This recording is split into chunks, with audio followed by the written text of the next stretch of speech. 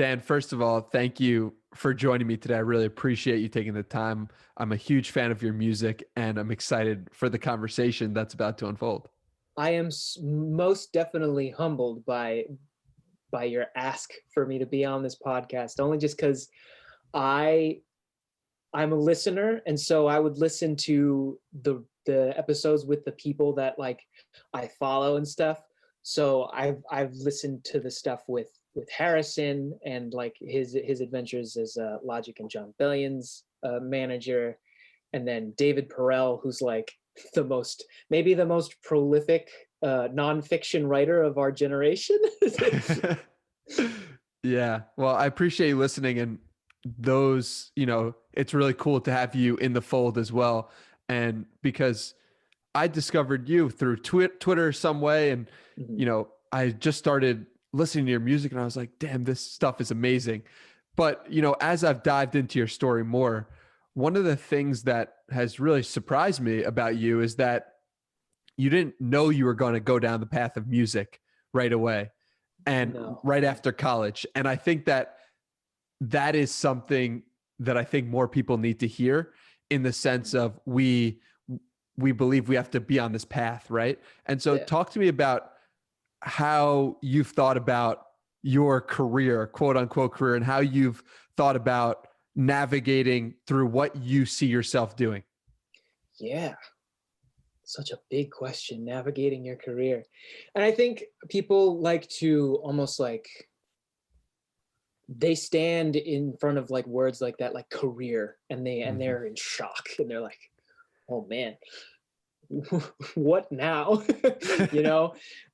And we often like, I think we put pressure on people to know their career and understand their career so early on. Um, and that can be challenging, especially when people don't know what they want to do. Um, I've been supremely fortunate in terms of knowing exactly the kinds of stuff that I really want to be doing with my life. Um, Ever since I was like a kid, I knew that I think I really had some sort of idea that I wanted to be involved in the arts, whether or not it was music or film or visual art or any kind of other art like theater or something like that, was up for debate because I sort of bounced in between those things. And what I noticed was in finding similarities and differences between the different mediums, I noticed that the fundamental thing between them all that is shared is that everybody's trying to tell a story in the best and most efficient possible way. Um, and that was my huge takeaway from just living in the different mediums. As I've done acting stuff, I've done visual art stuff that was like back in like high school and college and stuff. So understanding that everything on a fundamental level starts with the story and how to communicate that through the medium really is the through line, I think, through my journey through the arts, and discovering that I'm actually supposed, instead of doing the things that I wanted to do when I was a kid, like in terms of like I wanted to be a comic book artist, I wanted to be a video game concept designer, you know. I sort of ping ponged my way through, and I realized that the most efficient storytelling medium for me was songwriting and music. So you've obviously spent a lot of time thinking about how to tell a story, right? Because Yeah. in all these different mediums, what makes a good story? Whew, that's a good question. Um, it's a really good question. um, I don't think there's any one way, but I do believe that most of us are given somewhere between 7 and 10 stories. And I think a lot of us in the world sort of gravitate towards three.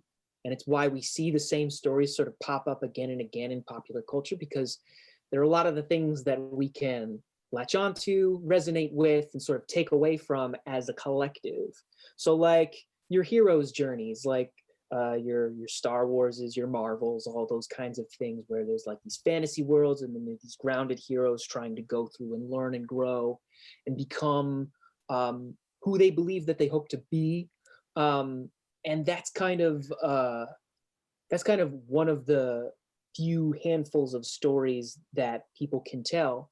but it's not the only ones. And I highly encourage this for anybody trying to figure out how to express themselves through an artistic medium, is really try and figure out what are the stories that you are gravitating towards and you feel compelled to tell and share. Because you're going to spend the rest of your life refining those stories down to the best possible versions of themselves. And you might think that they're perfect the way they are the first time around when you put those things out. Like, no doubt, I'm going to revisit Day by Day, the EP as a whole, and think to myself, oh, there's a new twist in the story that I had in my life that now changes the perspective of one of the songs entirely, and flips everything on its head, and transforms the way that I think about it. And I could express the story in a new and exciting way and make it even more perfect than I thought it could ever become. So you're never finished with those stories. Yeah, when you said 7 to 10 stories, Yeah. how did you come up with that number? I had read somewhere, I don't remember specifically where, but somebody said like 7 stories, like there are 7 big stories that we all kind of connect to and gravitate with, and that most people tell like on a subconscious level without really understanding like maybe the mechanics behind it. It's like that whole thing of like, have you ever read The Hero with a Thousand Faces by Joseph Campbell? No, I have not. Essentially what he guides you through in that book is this concept of the monomyth, and it goes through these various stages of how the quote unquote protagonist or the hero grows and develops, hits the big low, finds the secret, and then comes back and wins the fight, and then returns home with the information that they gained. Everybody tells those stories on a subconscious level without even realizing that they're telling those stories. And I think somewhere I read that we were given like 7 stories, or like there are 7 stories where people sort of connect with on like a very deep, like spiritual level. And to me, I think that expands out to, if you're a creator and if you have almost sort of a wheelhouse of storytelling at your disposal. You're given like 7 to 10 big things in your life that become the focus of your life, and then you hone in on those things and really try to understand how you see the world through those stories. Something you mentioned before was that we should pay attention to the stories that we're gravitating towards. Yeah. What are some of those for you? Ooh.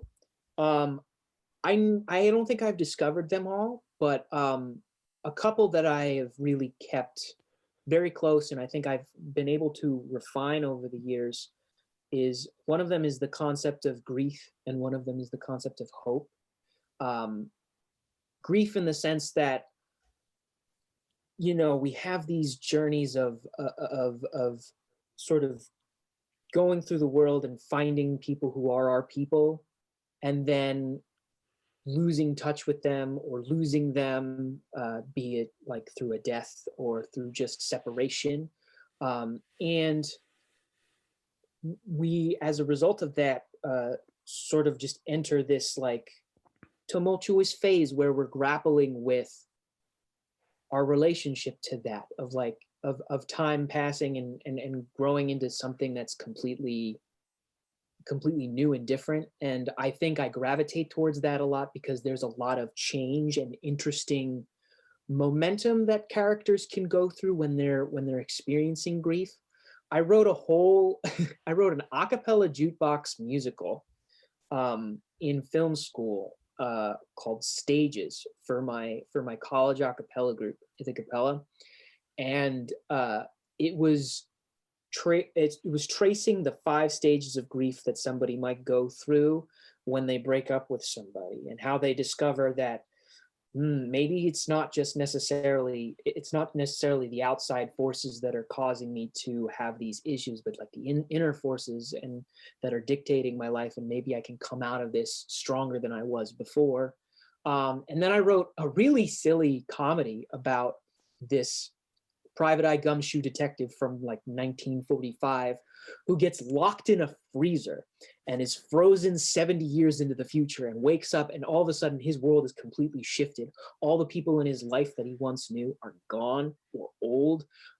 So he has to handle, and it really becomes like this meditation on grief and understanding, like, I have to move on. I have to learn how to move on with new sets of people around me, new experiences, new things, and being able to embrace that and understand that, like, this is just the natural process of how we live and how we go through the world. We have to keep going in the face of very challenging obstacles like losing loved ones.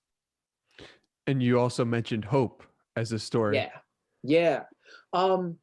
I think they go hand in hand a little bit. Like, with the Day by Day EP, for example, a lot of that is a journey of my relationship with time as it pertains to my childhood, and how chasing a specific thing as you grow up, and then you get out of college and you're kind of in this new world, and then suddenly there's just this massive question of what next, going back to the whole career thing. You're suddenly faced with just a million different decisions and a million different paths you can take. So you would think like, oh, I'm going to gravitate towards the things that I sort of held on to in my childhood. But then you realize that those things have changed fundamentally. They shift, like the way in which the way in which the world has shifted has caused you to look at those things from your childhood differently. You've lost loved ones. You kind of grappling with this sense of, now all of these great, incredible memories that were so vivid in your head are just faded Polaroids on a wall somewhere. And then you really have to grapple with this idea of, wow, I was really so preoccupied with the future that I really was not holding on to the past as tightly as I wanted to. So in order to strike that balance, in order to find where the in-between is in terms of like the spark of hope that you can find to keep moving forward, you just have to take life one day at a time. And that's essentially the thesis statement of the whole thing, of like, you asked yourself what my song is that I'm going to sing at the beginning with Find Your Song. And then by the end, you realize that the song that you're supposed to sing is, you're supposed to take life one day at a time. And those stories that you're gonna eventually find, the songs that you want to sing, they're going to come to you each day as you're offered the opportunity to do something. You don't know what it's going to be, but it's definitely going to be something. Yeah, it's really powerful. And I want to talk more about the EP, but you brought up this concept of time, and on a previous podcast you spoke about, and you said something that made me stop. And I'm so grateful for the opportunity to speak to you, because it was one of those moments where I was like, damn, I wish he would expand on that. I wish he could talk about that, where you said time is a lake. And just that thought was like, what does that mean? Can you go deeper on that? And then he just went on to the next thing in the other podcast. So fun story. Please. Time is a lake is actually kind of a running joke in another podcast that I listen to. One of the hosts often just talks of, like, when they get to something existential, they'll just be like, oh, time is a lake, move on, kind of thing. But I really find that fascinating in the sense that, like, when you take a step back and you look at just the flow of the world and how we just are on one sort of current towards somewhere, there's still a lake of the past in the opposite direction. There's still a current, and it's still flowing towards the direction of the future, right? And you can almost look at time, and it is really metaphysical and very hard to sort of comprehend. But the idea that all of time is happening at the same time. So we're all kind of just swimming in this lake of one thing, And so we're moving through the world in like this almost sort of infinite lake of just linear days. and then when you get to the scope of something that huge, it terrifies you and it thrills you, and you just don't know what that is. And so ultimately you realize, you know what? you can get to infinity, but you just have to focus down on the one single day. Because trying to comprehend that is just so much. It is so much, and it's so it can be challenging at times to sort of reckon with the idea of like we're just kind of swimming along this infinite lake, and we're just gonna vanish and just become like we're gonna fall back into like the mud down at the bottom of the lake at one point. Like we're just gonna become the dust that we once were, you know. So super existential stuff, yeah. But when you just have to, when you realize that that is where everything is and how everything is moving, you just have to realize, you know what, I got to focus on the allotted amount of time that I have been given, and try to make the best of it and be the steward of whatever gifts that I've been given in this life. Yeah, I think that's such a powerful way to put it. When do you, how do you think about it seems like you're always thinking about thinking and thinking about the way the world works. Yeah. Do you think that that is a function of living in America, living in a place where our basic food, shelter is taken care of? Do you think that because I think this way as well, do you think that your great great great grandparents were also thinking this way? How do you think about all that?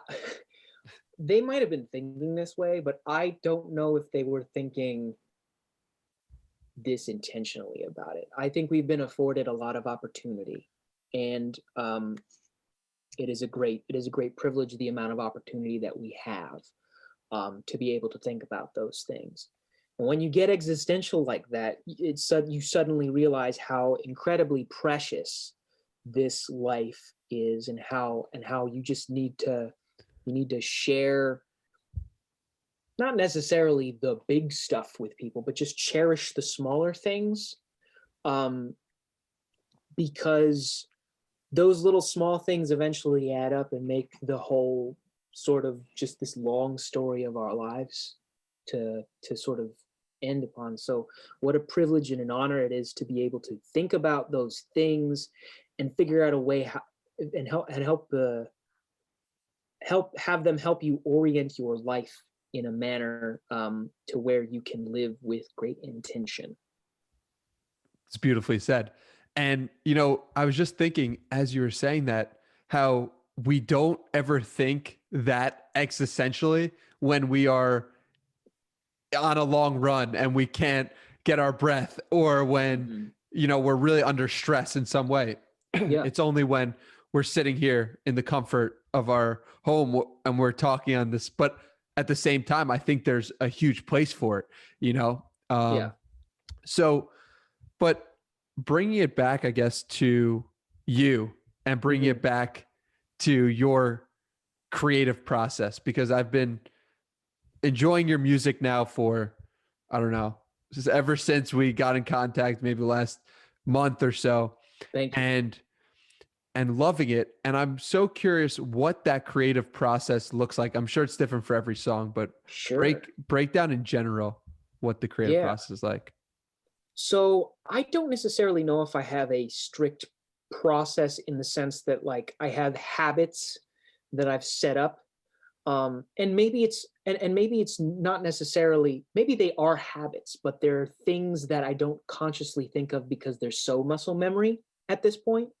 But I mean, with the opportunity of the pandemic, I have been afforded the chance to be able to work from home, for my main job. So I work remotely, and then when I take breaks, I have the opportunity to walk around my neighborhood and just think, listen to podcasts, just and do that kind of stuff.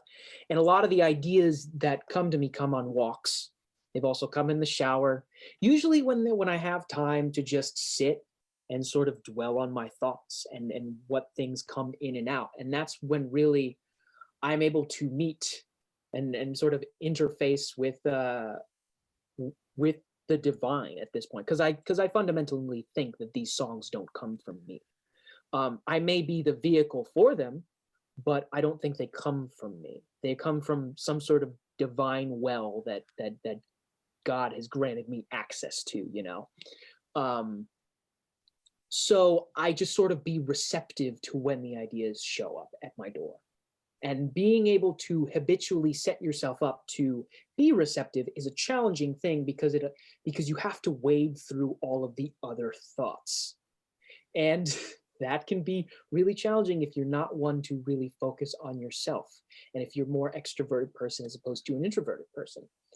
But I think what is interesting about what all of this time inside that we've all shared is that I think we've all kind of got a little bit existential as a result. And we have started to understand the things in life that I think we really want to hold on to and take hold of and hold closely.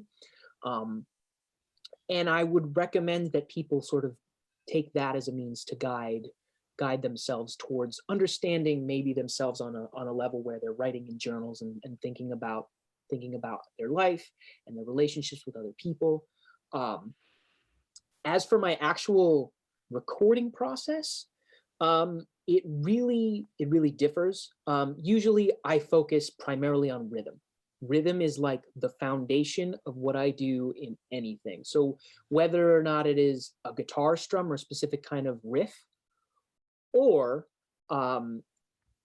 I usually come up with drums and bass off the top. Like I need to make sure that those are locked in first before I do anything else. And I think that sort of lends to this idea that like I am at heart, like a long time ago in kindergarten class, this a cappella group came and taught everybody how to beatbox. They would perform and then they taught the whole class how to do the kind of thing that every a cappella group somehow knows how to teach specifically. And for me, it was one of those things where that took hold and became sort of a social tick where I would just do that to myself. And it would be something like I would have like I would have specific social ticks that I would do. Like I would spin things a lot as a kid. But adapting beatboxing became like a social tick. So it eventually got to the point where like in middle school, I was beatboxing for kids and they were like, oh, that's pretty cool. This was the only thing that I did performing wise. I didn't know how to sing at that point, or I didn't know how to sing well. Anything that I really knew how to sing was sort of just translated from me trying to understand and mimic the voices that I would hear listening to music. So like your Bonos, your Haley Williams, your Isaac Slade from The Phrase, your John Mayers, all that kind of stuff. I would just mimic them and try and emulate their voices. And eventually I would sort of get to an amalgamation of what sounds like my voice that way. But beatboxing was really the foundation of what, of everything that I did. And it's sort of translated over to my songwriting process in the sense that I gotta get the drums first. That is key, because if I want to make people dance, you gotta make sure that the kick and the bass are rocking. Otherwise, nobody's gonna want to get up and dance. So this all kind of sounds a little rambly, but that's kind of my process in the sense of like being receptive to things, however they show up. So that could be like my thoughts, or like somebody saying something important on a podcast that I pick up, or the way in which they say something, the way in which they voice something that I might not have thought about before and have been like, oh, this is a good idea for a song, and whatnot. I think being receptive to that is good. And then also being receptive to the beat, the rhythm of the song. You always want to make sure that you have something super rhythmically sound when you're making music. And a lot of the artists that I gravitate towards share that sort of same sentiment that we need drums. We need drums to knock really well. Yeah. I want to go back to you saying that the music and that the ideas come through you and you are just a vessel for them. Yeah. How did you get that idea? Well, I was raised Catholic, so I understood this idea that I was given these gifts, and I'm sort of meant to be a steward of the gifts to spread the good news. That's really the basic fundamental principle behind it. So none of this, I may be something that's being, I may be channeling the thing, and I may be the face and the voice of the thing, but the idea itself is just this spark of divinity that doesn't come from me. It comes down like a lightning bolt and out through my mouth, essentially. That's how I think about it. Or out onto my phone when I'm just texting down a song idea or something. That's really all it is in terms of how I think like that thing is. And it can be dangerous too, because like that's not going to come all the time. That's a thing that just you have to just consistently show up for it. Sort of like how Stephen Pressfield says that you have to be present and be ready for when the muse meets you. You have to just be able to be present and know the moment when that spark will hit you. Could you take us through a moment when you just said to yourself, that couldn't be me, that had to be from something else? I don't know where that came from. Totally. So I have two specific stories that I can tell about this. The first one was the creation of serendipity. And serendipity is, funnily enough, that's also like, that's a great word to sort of describe what this sensation is when you feel it and you understand it and you know it. So I was going into work a couple of years ago. It was like February, I think. It was like right before Valentine's Day, which was I found really interesting too, correlated to this story. I was on the train. I was listening to a morning podcast. It was Sarah Dietschy's That Creative Life. Shout out Sarah Dietschy. She had on David Purcell and Nick Sharma, and they were talking about all different sorts of things. But towards the end of the podcast, Sarah brought up that she wanted Dave to talk about the idea of the serendipity vehicle. And that was an interesting thing because I had never heard serendipity be thought of in that way, of like, oh yeah, you can use it as a means for a vehicle to channel something through something like that. I was like, cool, let's listen to what David has to say about it. And the fascinating thing was that the North Star podcast that he had set up was just a thing with which he was channeling his passion and his interest of talking with interesting people, sort of like what you're doing with this podcast. And it just bounced around to the point where, like, his 7th episode, he ended up getting connected to Neil deGrasse Tyson. And he's talking with these incredibly big people right off the jump. And I found that fascinating. It was like, if you're putting in the work towards something, you'll eventually get it, because the serendipity of the world will conspire to give it to you. And that was correlated so much to this idea of like, oh yeah, if you're going to put in the work to be a steward of the gifts that you've been given, the God and the universe around you is going to conspire to give you that thing. So I was like, I wonder if anybody's written a song like that as it pertains to a relationship.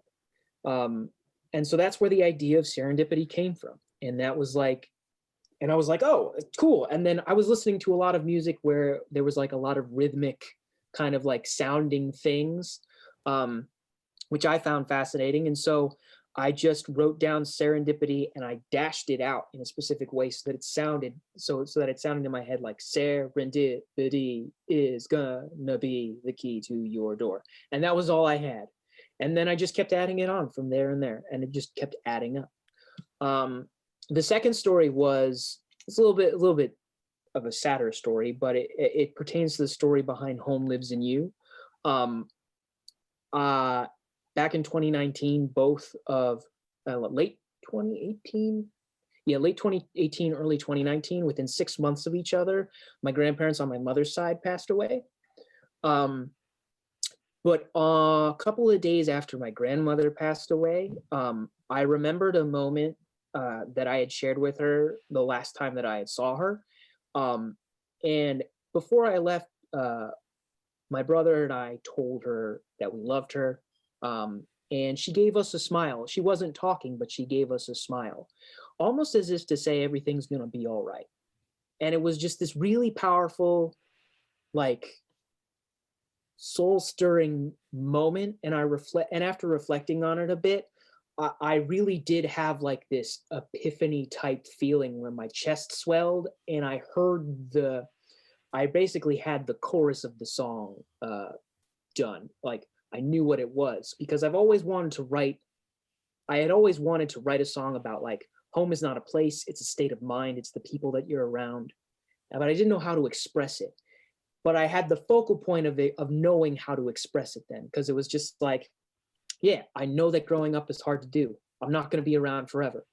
And you're going to have to figure out how to do it yourself. But I have faith that you're going to be able to do it. And so with that, I basically just had the whole chorus. And then from there, the process of packing up my grandparents' house, a house that I would go to every Sunday for dinner, sort of led me to structuring the story of, like, okay, this is a childhood thing that is going away. I'm so upset at myself for not holding on to it longer, and taking it for granted. And that was the story. And that was the story behind the whole of that song of, like, yeah, I don't want to take this for granted anymore, but I did. But even though that happened, somehow, some way, the people who came before are trying to communicate the message of, it's going to be fine. It's going to be okay. You're going to get through it because I have faith in you. And even though I'm not going to be around, the home that I set up for you and the feeling of home that I set up for you is going to live within you, and you're going to bring it to other people. And that I think was the key message. And that was like, that was like a really, really stirring moment that I had when sort of being receptive to that idea, because it could have gone a lot of different ways. And yeah, I'm just grateful that it showed up for me, like, in that way. My condolences. And Thank you. you know, it's how do you think about bringing something like that to a creative process? Did any part of you say, you know, I don't want to publish a song like this, or I need to? Like, how did you think about the creative process when it involves such your heart and your soul? Mm-hmm. So I didn't know, but I was very fortunate, and I think this has been the case throughout my entirety of figuring out how to be a songwriter, is that I have been presented the key or the opportunity to be like, this is a door that you can open for yourself, before I actually made the full thing. So as it pertains to how I first started songwriting, I found John Bellion's videos and was like, wow, this is something that I've done in terms of writing arrangements for my a cappella group in college, where I'm just using my voice as an instrument. I can do this as a production technique. And this is like, somebody's giving me permission to do this. And I thought that was really, really beautiful thing. And serendipitously enough, it was another John Bellion song that gave me the permission to be like, no, I can present this because somebody's going to need it. Because I heard this song off of his most recent album called Ma's Joint, where he talks about seeing his mother take care of his grandmother as she was dying from Alzheimer's. And I was like, holy cow. I resonated with it on so many levels that the first time I heard it, I just started weeping. And I was like, oh my goodness, somebody can do this for somebody. That was when I was like, I realized the true power of songwriting is like somebody can give somebody else this cathartic emotional experience. And that's the thing that I try and chase with my writing. I know I'm not going to get there all the time, but I know it's something that I really want to do for somebody. So that they can have the time to process some of their emotions in ways they might not have thought they would be able to process it. And so it just it was like another moment of like, it gave me permission to want to share that type of a song with the world. And I think that's just something that we really need to do for creators, is that like, we just need to make sure that we're setting things up for everybody so that we can give them the permission to share the stories that they might not necessarily know that they want to share. But Wow. actually, it's deep within their soul and they need to tell it. When you write a song or you publish a song, are you thinking about one person? Are you thinking about yourself hearing it? How do you think about the consumer when you're going through your process? Yeah. Writing the song, it's me. It's primarily me, and I'm taking the point of view of the audience member. I think it's important to be a fan of your own work, because otherwise, if you're not a fan of your own work, then nobody else is going to be a fan of your own work. So when I'm writing, I like to, sometimes I'll have moments when, like, for example, the story of how I came up with the idea of Can't See Past 30 and the hook behind that. I was in the shower and I came up with the idea, and immediately I heard a whole crowd of people singing the song in my head. And I knew, I was like, that's the key of like, if you can hear people singing it, if you can hear people singing that hook in your head, then you've got something. You might not necessarily know if it's a hit. You might not necessarily know, it might not necessarily be a hit, but you've got something. So you might want to chase that with everything, every fiber of your being, you know? Totally.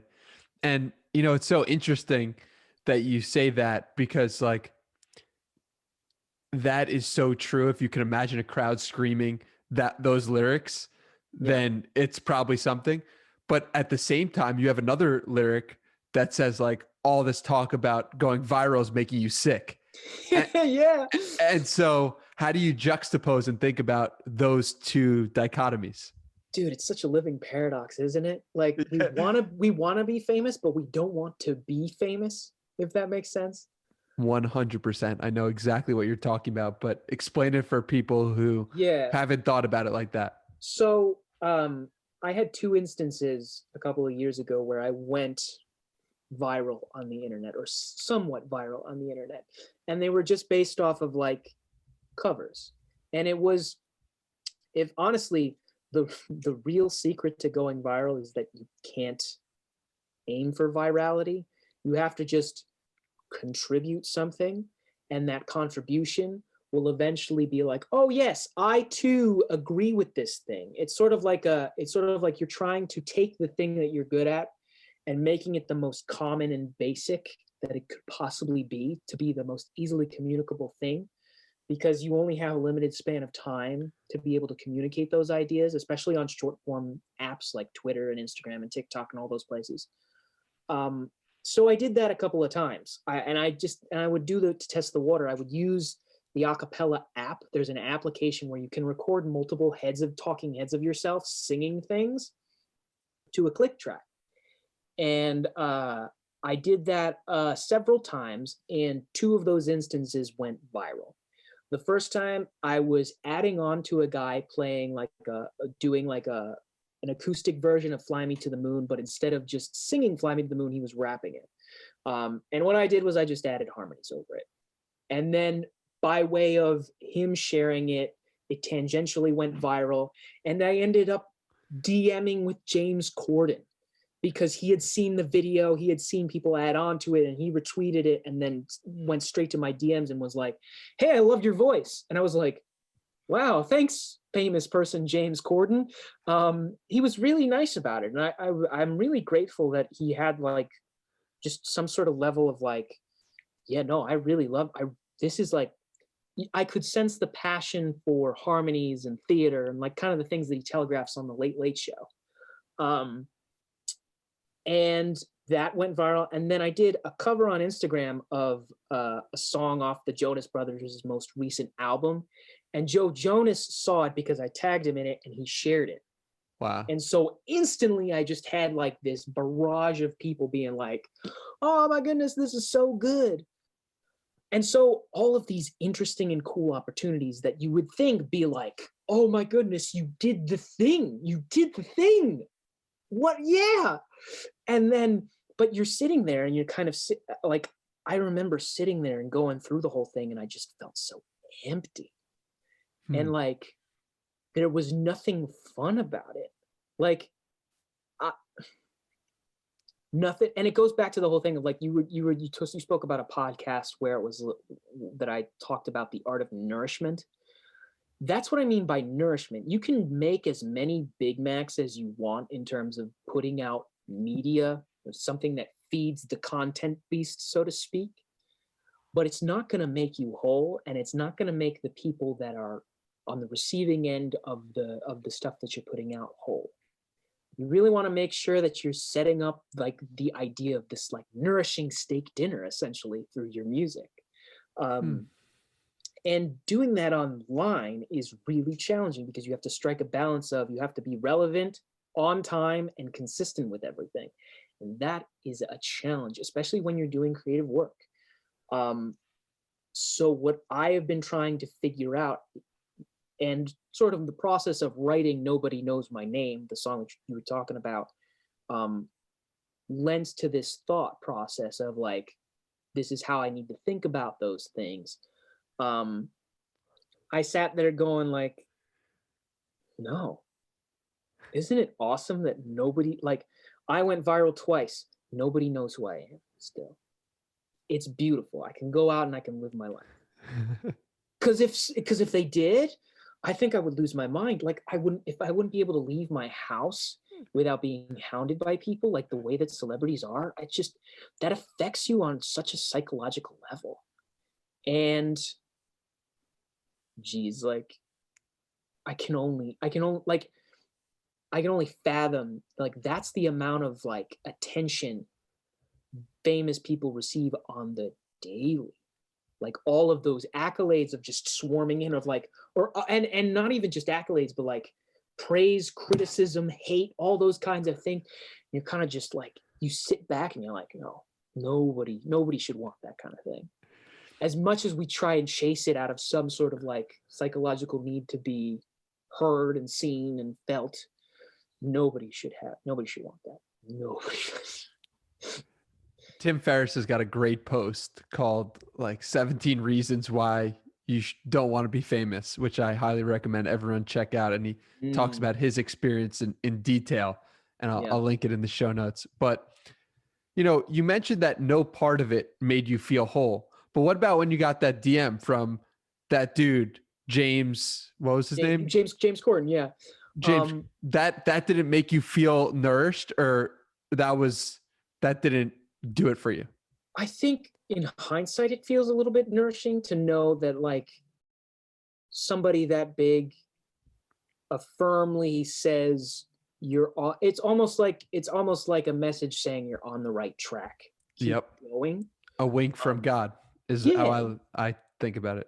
Exactly. The magic of serendipity, if you will. But I mean, in the moment, I was just kind of shocked. I was kind of, because there was all this other input that was happening at the exact same time. It wasn't just like somebody came in out of nowhere and was like, this is the guy. This is like, I want to talk with you and interact with you. It was kind of just, and also it was, I mean, as personal as he was and as great as that interaction was, he probably does that a lot with things that like he connects with. And it can be hard to sort of discern what from what in that case, you know? So while I am grateful for that serendipitous moment of God winking at me, I see it for what it is now and I'm grateful for it. But in the moment, it just didn't there was nothing that was like, there was nothing nourishing about it, because I think it was almost like you were served like a nice strip steak while all of these French fries were being pelted in your mouth. Yeah, it's an interesting way to put it. So, what is the vision? The vision is to enjoy day by day. You know, like if you say to yourself, okay, I don't want to go there. I don't want to be famous. Yeah. So what is the path for Dan Purcell? You know, I don't know. And I love that. I think that's the most freeing thing. Like I have an idea of what maybe I want to do.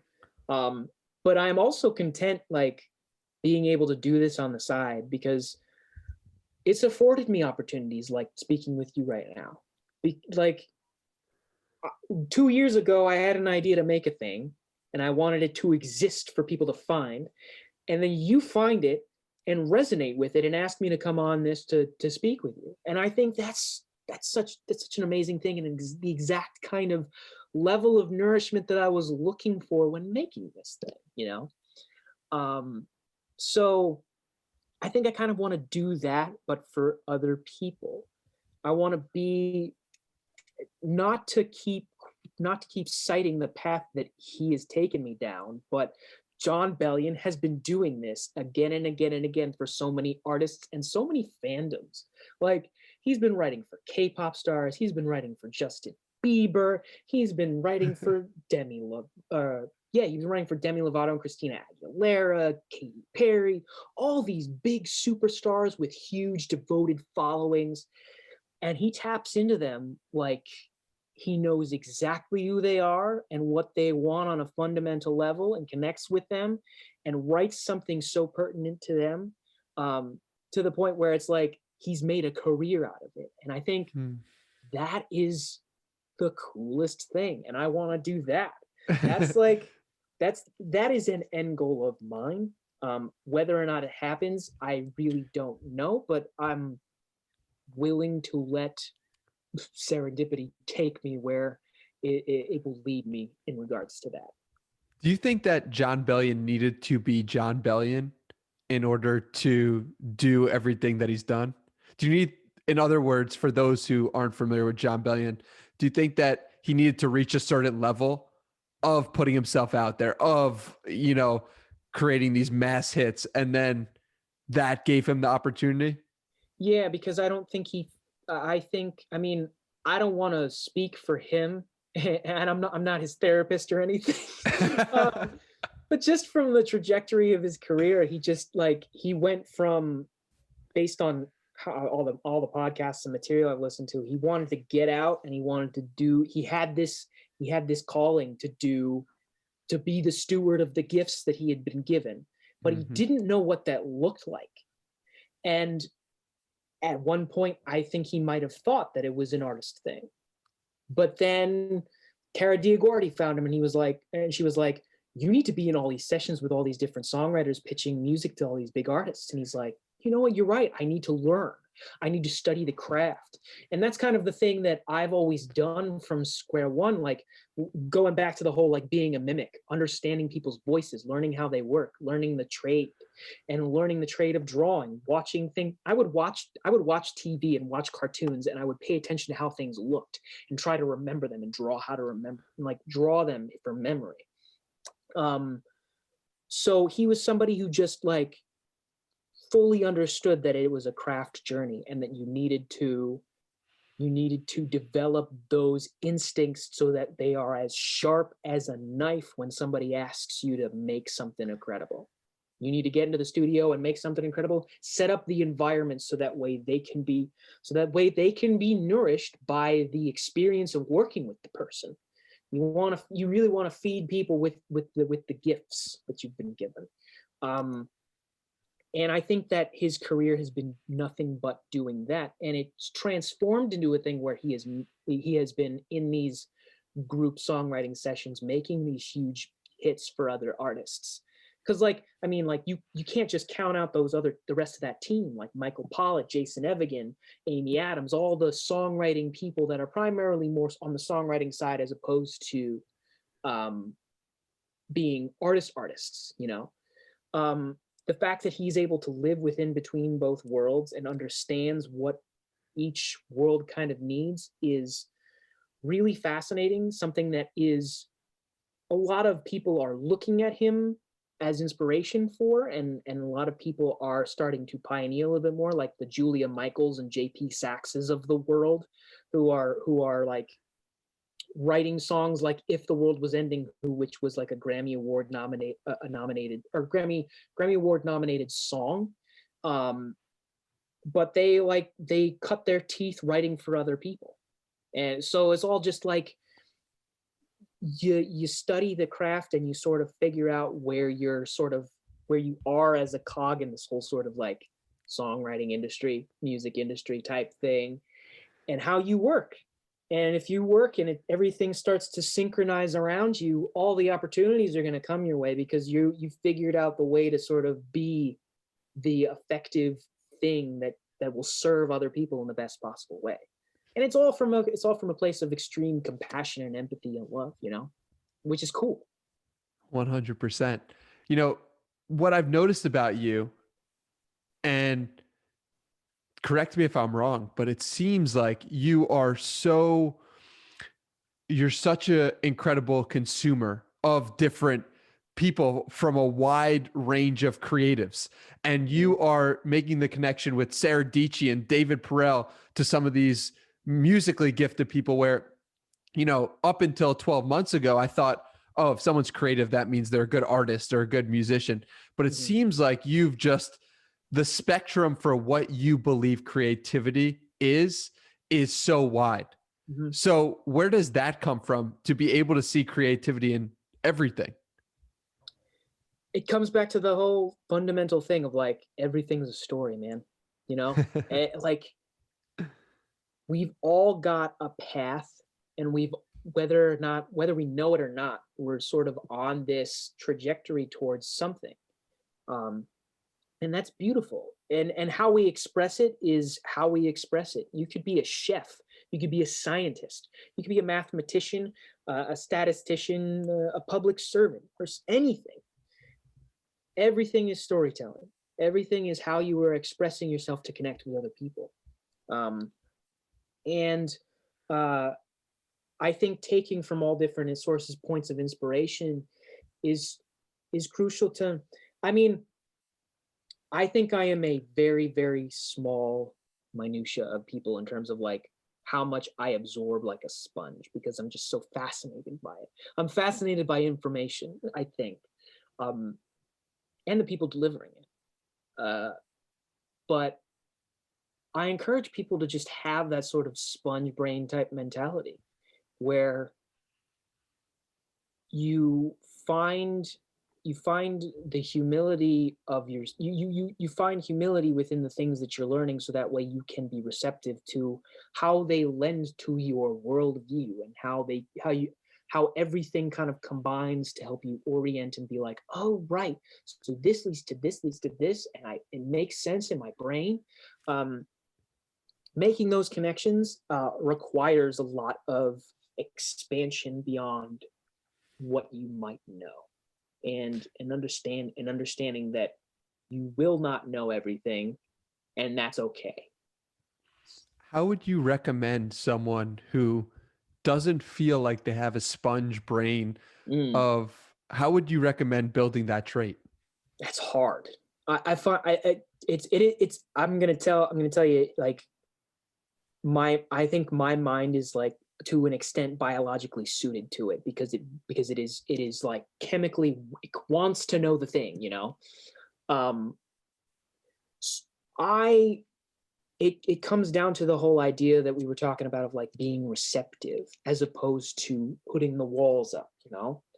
You want to be able to take the walls down, be like, what is this trying to tell me, and understanding and internalizing that, like, how is this, does this pertain to me or does it not pertain to me? Can I throw it out, or should I keep it, or should I pass it on to somebody else?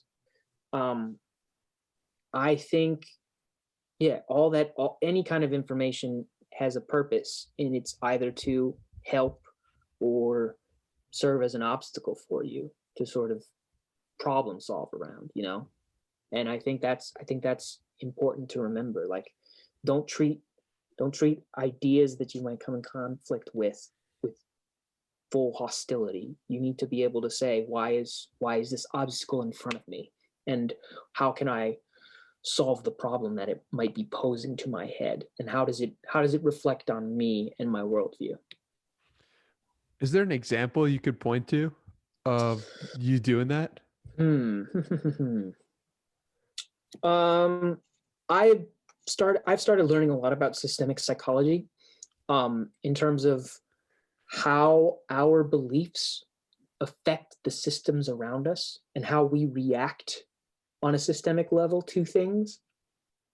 So like we're sort of we're built, we're these human beings, and the world happens at us. All just sort of events happen at us, and it's our job on a physiological subconscious level to react to those things. And so the way in which we react to those things determine how the systems in our lives sort of balance out.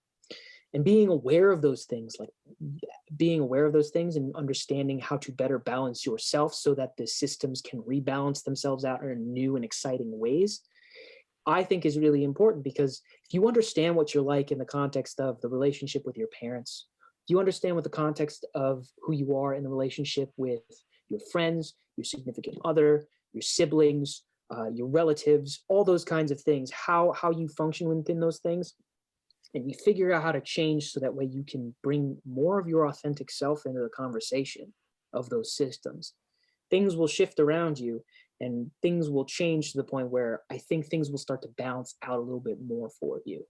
And being receptive to that idea was really fascinating, because you think being set in your ways and understanding like the way the world works, there isn't anything that there might not necessarily be anything psychological that I can learn more from a therapist or something like that.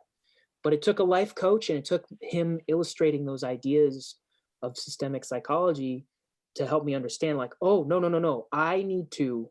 And then suddenly when I started talking about it with my parents, they were like, oh, no, yeah, that's exactly what you need to do. And I was like, oh, really?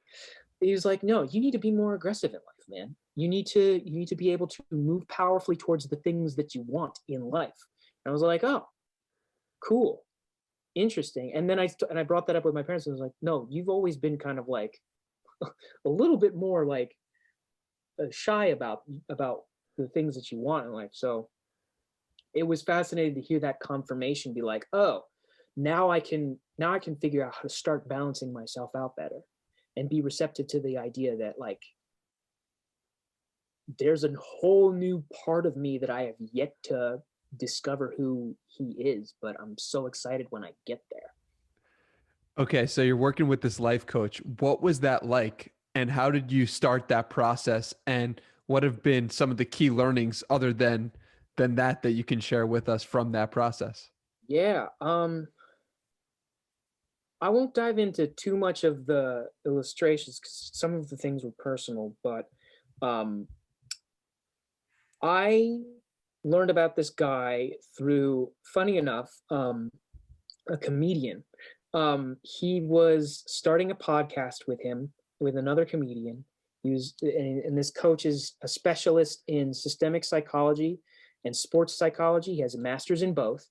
And he really is fascinated by people. Like he finds people so incredibly interesting, whether or not, like, no matter who they are. If you watch videos of him interacting with people, he'll just be like, interesting, and then he'll make a comment about somebody. Uh, and I think that's wonderful. The fact that there's somebody out there who's so invested in people that want and somebody who wants to see them succeed in all facets of their life. We need more people like that. And I was fascinated by the techniques and the ways in which he was kind of just studying people and helping them reorient their sense of who they are and how they're moving through life. So I wanted to I wanted to experience it myself. Fortunately, the podcast offered a discounted session with him through like an opportunity, and so I was able to get a one-on-one with him, and he taught me all these things about systemic psychology, about like who I am and what I'm supposed to, how I'm supposed to orient myself in order to interact with not only just people on like a psychological level and personality level, but also on like a deep biological level, why I am and how my body reacts in the way it does to things. It was really cool. And I mean, it's hard because sessions like that, with any coach in particular, can be expensive. But if you are able to, if you have the flexibility and the time and the opportunity to do so, I would just make sure that you're saving up money to just be able to have that opportunity to have perspective shifting moments like that. And it may not necessarily even come through the lens of a life coach. It might come through the lens of deep conversations that you have with friends or mentors or peers in your life. Yeah, I think that's another way to sort of be receptive and be able to pick out the information in the world, to sort of be able to be better understand yourself and how to better orient yourself according to the way the rest of the world works. Yeah. With the conversations, that's been the biggest benefit of the podcast, has been learning about myself and from seeing so many different perspectives. And it's what I recommend everybody, even if you're not going to start a podcast, put your phone down, press record, and talk to a parent or a friend for 60 minutes and say, I'm going to just direct questions at you. I'm going to learn from you. And I think it's a great way to learn not only about the other person, but also learn about yourself. Yeah, because then you start to understand, like, and then once you start absorbing that information, you start to get more curious. Yeah. You start to get more curious as the way in which the world goes. So you start looking at books, you start watching videos, you start listening to podcasts, you start doing all those things. And I think I've been very fortunate that I was able to find my thing, you know, the gift right away when I was like 7, you know, the idea of like, I'm going to do art stuff, and being curious about that sort of led me down that rabbit hole and has afforded me the opportunity to be able to have and think about those sorts of things. So, I mean, it's a platitude that might have been said over and over again somewhere, but chase curiosity, because more often than not, that'll lead to the things that you're most passionate about and the things that I think ultimately we're meant to do in this life. You know, we're supposed the things that maybe not even, it might not even be career oriented, but just the things that we're meant to do. What inspires you to chase curiosity? Oh, geez. Wow. That's profound. I think I'm wired that way to an extent. It may not, I mean, that's hard.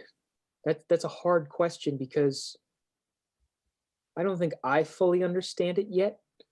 But I think there's a part of me that on like a biological level that seeks and wants to know that knowledge. And it's unfortunate because I wish I could give that to everybody else. I just want to be able to take my brain, or take the chunks of my brain and the heart that I'm like, this is what makes me optimistic. This is what makes me hopeful. This is what makes me curious. This is what makes me inquisitive. I want to give them to everybody because I think if everybody was like that, the world would be a little bit more interesting. But also, I am me, and I cannot be anybody else other than myself, and neither can you, and neither can anybody else. So, you know, you try and do it as best you can, but you have to have that fundamental sense of like be inquisitive and compassionate for the people that are around you. And then you will find the stories. You'll not only find the stories that you're meant to tell, but the people you're meant to be with in your life. It's beautiful, man. What do you have any other ideas for us before we wrap this baby up? Any other things for us to explore? This has been a lot of fun. I heard a thing on Tim Ferriss's podcast where he was talking with Stephen Pressfield, and Stephen Pressfield said, "Life is long." And I was like, yeah, you're right. Life is long. I'd like to amend it a little bit because I think life can get cut short. So we often think about that, how like we're often like, life is short, do the thing. And like, that's important. No doubt. So I would like to amend it to, life is longer than you think and more precious than you can imagine. Because just like we're given the shot every single day, the world gives you another day, every day. And like that was the thesis statement I had that idea long before I wrote the song. I wrote down every day is another day, and it is neutral. You can interpret it however you want, but if you write down every day is another day and tack it on the wall, you can wake up and you can interpret it however you want. If you're waking up and facing the day and charging full on, every day is another day. Yeah. If you really need a break, if you really need to like calm yourself down, if you need like a moment of like, you're stuck from the grind and like, you're just like, I don't know if I can do this. Every day is another day. You can take that day. You can take that day. And that's it. That's like, you have to know how you react to the world in order to understand how you react to the day. And if you have something like that, just a neutral thing, a neutral phrase, not an inspirational phrase, just a neutral phrase, like every day is another day. You will meet every single day very differently, but it will still give you some sort of sense of wholeness that you're just like, you're given this opportunity to do something today. So do it. My mind is blown with that explanation. I'm so grateful for you, Dan. Where can people find you for more of your insights, of your thoughts, and for your music? Yeah. So you can find me on Spotify, on Apple Music, on any sort of listening platform that anybody can listen to. The EP is fully out. I rolled it out song by song, but it's fully out now. It's called Day by Day. And I have a supplementary podcast that goes with it. It almost serves like as a deluxe commentary edition of the record. And that podcast is called Tape by Tape. I did it with my friend and podcaster CJ.